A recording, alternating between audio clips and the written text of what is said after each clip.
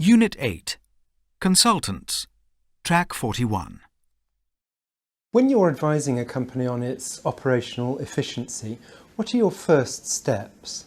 Let me start by defining what we mean by operations. So we refer to order to cash, meaning the point from which an order is placed by a customer through to the point at which that order is delivered to the customer and cash is paid for the product. So that's the domain in which we're operating.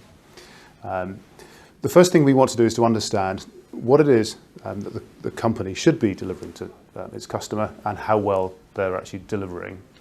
And we try to understand that through a series of techniques and methods, and I'll give you an overview of those. The first thing is operations is all about serving customers.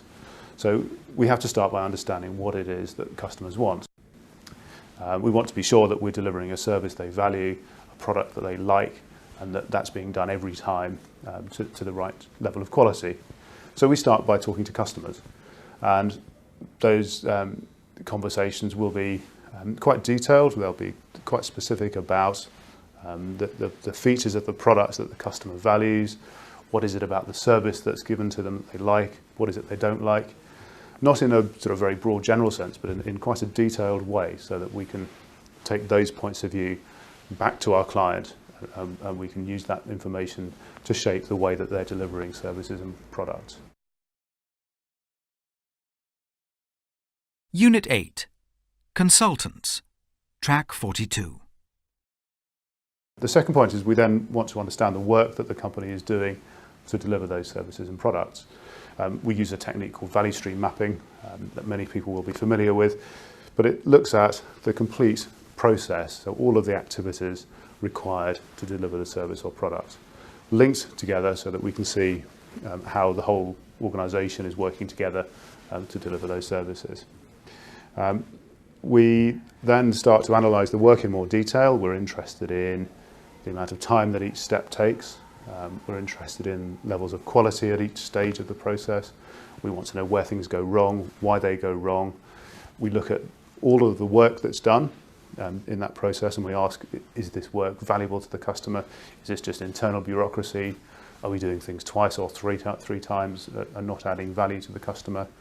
So that we have a real understanding of the efficiency with which services are delivered in terms of the quality, the cost, and the delivery effectiveness of those services.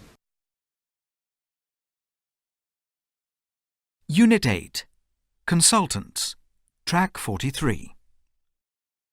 And once you've learnt about how the company operates, what are your next steps? Well, we move quickly into starting to redesign the work. The client company is interested in the solution rather than a long diagnosis. So phase one is all about helping to understand what's going wrong. The real interest is in coming up with a better way of doing things.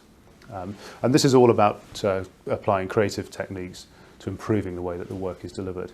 And again, this is where the input from the customers is particularly important. It helps us to reshape the way that services and products are defined and the way they're delivered. We'll very often say to our clients, there are things that you should stop doing because your customer does not value them at all and it's a waste of people's time and money. Or there are things that you should do differently. So that's a starting point. So we look at service features, we look at lead times. We use reduced lead times as a driver for efficiency in an organisation. So if, for example, a customer wants something within 1 day instead of the 4 days that it's currently taking, we'll lay that down as a target and say, our target is to design a process that allows us to deliver to customers within a day. How are we going to make that happen? So our second step here is to identify the drivers of improved performance, which might be, as I said, lead time. It might be about driving costs down. It might be about driving quality up. Unit 8. Consultants. Track 44. And then we start to redesign the work at a detailed level to ensure that we can deliver improved performance. And that will include taking out unnecessary steps. It might include looking at a particular set of activities and saying, well, this is something you could outsource because another company can do this cheaper or better than you. We might look at restructuring the company, at simplifying its structure so that instead of having a lot of small sites, we consolidate into larger sites to increase efficiency. We might look at the management infrastructure, the way that people are managed, the way that targets are set and performance indicators are used, to try and help managers get a better understanding of their performance and therefore to help them improve their performance. So we look at a whole range of things within what we refer to as the management system, all of the activities and influences in a company that affects performance. And then during that process, we'll run a series of workshops and meetings with client staff. And during that process, we start to see a new design evolving from all of those discussions and all of that analysis, until we gradually come up with a consensus around something that we think is going to be better. And at that stage, we start looking at the business case and building a strong financial case for making the changes that we're recommending.